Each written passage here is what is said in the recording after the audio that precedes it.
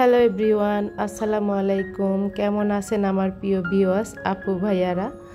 আশা করি সবাই অনেক বেশি ভালো আছেন, সুস্থ আছেন। আলহামদুলিল্লাহ আমিও আমার পরিবার নিয়ে অনেক ভালো আছি, সুস্থ আছি। অনেক দিন পর কিন্তু চলে এসেছি আপনাদের মাঝে আরেকটি নতুন ব্লগ ভিডিওর মধ্য দিয়ে। এই যে সকালের নাস্তা তৈরি করে নিচ্ছি, এখানে রুটি বানিয়ে নিচ্ছি আর পেঁপে আলু দিয়ে ভাজি করে নিচ্ছি। তো আজকের ভিডিওটা কিন্তু শুরু করে দিয়েছি আমি, এখন সকাল কিন্তু 7টা বাজে, ঠিক ওই টাইম থেকে তো নাস্তা তৈরি করছিলাম। তো ভাবলাম যে একটু ভিডিও শ্যুট করাই যায়। আর এই ব্লগটা ছিল আমার শুক্রবারের একটা ব্লগ, সেটাই আপনাদের সঙ্গে আজকে ভয়েস ওভার করে শেয়ার করছি। তো এই তো রুটি বানানো হয়ে গেছে আর আলু আর পেঁপে দিয়ে ভাজি সেটাও কিন্তু কমপ্লিট। এখন এই যে ডিম ভেজে নিচ্ছি, তো দুইটা ডিম একসঙ্গে ভেজে নিব আর একটা ডিম আলাদা করে ভেজে নিব। তো সেই সাথে কিছু কথা আপনাদের সঙ্গে শেয়ার করব। তো এর আগে কিন্তু আমি কমিউনিটিতে একটা পোস্ট দিয়েছিলাম যে অনেক বেশি নেট প্রবলেম। তো আসলে ওই সময় আমার বাসায় 3 দিন একাধারে কোনো নেট ছিল না, বৃষ্টি হচ্ছিল, সাথে কিন্তু বাতাসও হচ্ছিল। তো বাতাসের কারণে নেটের লাইনের তার ছিঁড়ে যায়, এই জন্য 3 দিন নেটওয়ার্ক কানেকশন বন্ধ হয়ে যায়।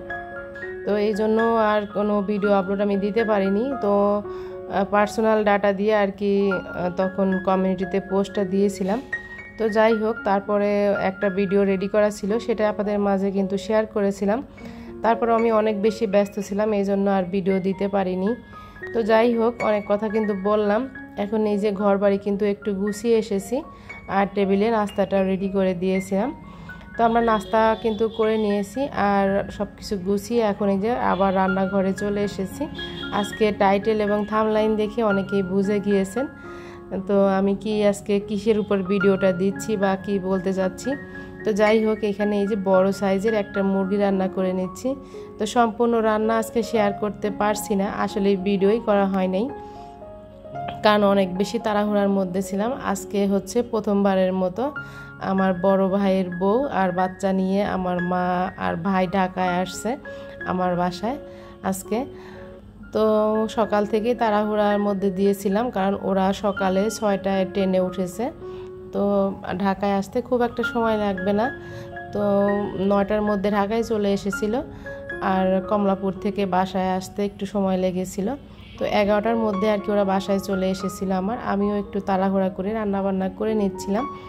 তো এখানে এই যে মুরগিটা কষিয়ে নিচ্ছি আর সেই ফাঁকে এই যে মশলাগুলা জারে ভরে নেব। আসলে এই জারে মশলাটাও ছিল না, তো এই জন্য রান্নাটা বসিয়ে দিয়ে এই কাজগুলা করে নিচ্ছি। তো যাই হোক, জারে মশলাগুলা ভরে নেব আর সেই সাথে আপনাদের কাছে সেই পুরনো রিকোয়েস্টটি আরও একবার করে নিচ্ছি। যারা আমার এই ভিডিওটি এই পর্যন্ত দেখেছেন, একটা লাইক দেননি বা দিতে ভুলে গিয়েছেন, তাদেরকে উদ্দেশ্য করে বলছি একটা লাইক দিয়ে অবশ্যই ভিডিওটি দেখা কন্টিনিউ করবেন। আর যারা লাইক দিয়ে দেখা শুরু করে দিয়েছেন তাদেরকে জানাচ্ছি আমি অসংখ্য অসংখ্য ধন্যবাদ। অনেকে আছে লাইক না দিয়ে বলেন লাইক দিয়েছি, প্লিজ এই কাজটা করবেন না। আমি হয়তো দেখছি না আপনি লাইক দিচ্ছেন কি দিচ্ছেন না, কিন্তু উপরে একজন বসে আছে, সে কিন্তু সব দেখতে পাচ্ছে। তো যাই হোক, প্লিজ অনেকেই লাইক না দিয়ে এই কথাটা বলেন, তাই বললাম আর কি। তো লাইকের থেকে কমেন্টের সংখ্যায় বেশি আসে। তো প্লিজ একটা লাইক দিয়ে ভিডিওটি দেখা শুরু করবেন। একটা লাইক দিতে কিন্তু অনেক বেশি কষ্ট হয় না, পরিশ্রমও কিন্তু লাগে না, একটা সেকেন্ডও কিন্তু সময় লাগে না। তো প্লিজ এই কাজটি করবেন। তো যাই হোক, মশলা জার কিন্তু একদম রিফিল করে নিয়েছি। আবারও কিন্তু এখন এই যে রান্নার দিকে দেখছিলাম আর কি। তো অনেক বেশি তাড়াহুড়াই করছিলাম আর কি শুক্রবার দিন আর কি।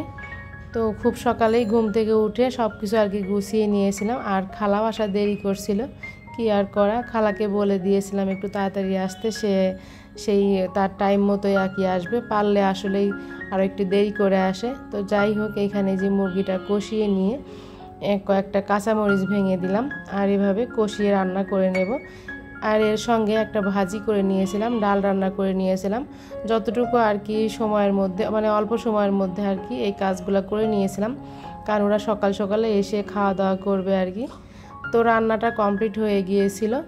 তো এখন এই যে বারান্দায় দাঁড়িয়ে আছি, আমার ভাই কিন্তু আমাকে ফোন দিয়েছে যে বলছিল যে আমার ছেলেদেরকে নিচে পাঠানোর জন্য। তা আমি ভাবলাম চলে এসেছে, তখনই কিন্তু আমি মোবাইলটা নিয়ে বারান্দায় গিয়ে দাঁড়াই।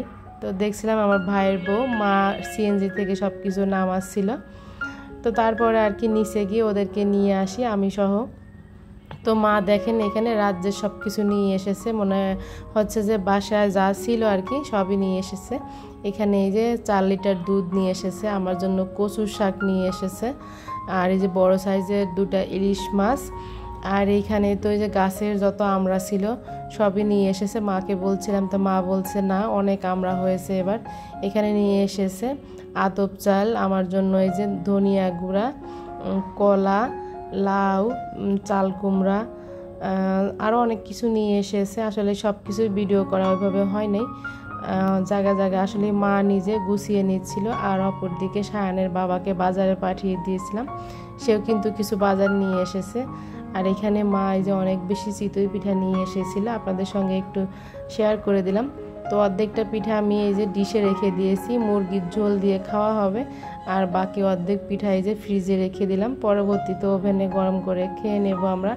আর এখানে এই যে সবাইকে খেতে দিয়েছিলাম 12টার মধ্যে আর কি। ওরা যেহেতু সকালে না খেয়ে বের হয়েছে, তো এই জন্য সকাল সকালে ওদেরকে খেতে দিয়েছিলাম।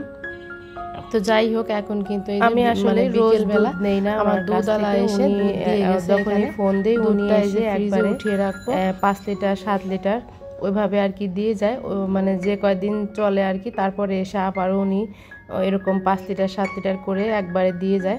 তো রোজ নিয়ে একটা ঝামেলা, উনি এভাবে করে যে প্যাকেট করে দুধ দিয়ে যায়, আর ওনার দুধ কিন্তু খুবই ভালো। আমি কিন্তু আগেও শেয়ার করেছি আপনাদের সাথে, দুধের সর উঠিয়ে ঘি তৈরি করছি। তো উনি এই যে এভাবে করে দিয়ে যায়, আমি এভাবে ফ্রিজে রেখে দিই। তো একটা দুধের বোতল আর কি বের করে রেখেছি রাত্রে জাল করার জন্য। তো রাত্রের খাবারে রেখেছিলাম এই যে দুধ জাল করে নিয়েছিলাম, ইলিশ মাছ ঝোল করেছিলাম, আর ডাল আর ভাজি, এটাই রাত্রে ওদের খেতে দিয়েছিলাম। অনেক দিন পর যেহেতু মা এসেছে, ভাইয়ের বাচ্চাকে নিয়ে এসেছে প্রথমবারের মতো, মানে ভাইয়ের বউ এসেছে। তো অনেক কথা, অনেক গল্প, অনেক আড্ডা, অনেক সিরিয়াস কথাও কিন্তু হয়, এই জন্য আর ওইভাবে কোনো শ্যুট করা হয় নাই। যতটুকু শ্যুট করেছিলাম ততটুকুই আপনাদের সঙ্গে আসলে শেয়ার করলাম। আজকের ভিডিওটা খুবই ছোট্ট, অবশ্যই লাইক দিয়ে দেখে নেবেন, আর ভিডিওর কোনো অংশে ভালো লেগে গেলে চ্যানেল সাবস্ক্রাইব করে আমার পাশে থেকে যাবেন। আর এখানে এই যে রাতের বেলা আমার ভাই, আমার ছেলে আর আমার ভাইয়ের ছোট বাচ্চাটা এই যে এখানে ফুটবল খেলছিল। তো যাই হোক, অনেক কথা কিন্তু বলেছি ভিডিও শুরু থেকে শেষ পর্যন্ত। আজকে আমি এখান থেকে বিদায় নিচ্ছি, আল্লাহ হাফেজ।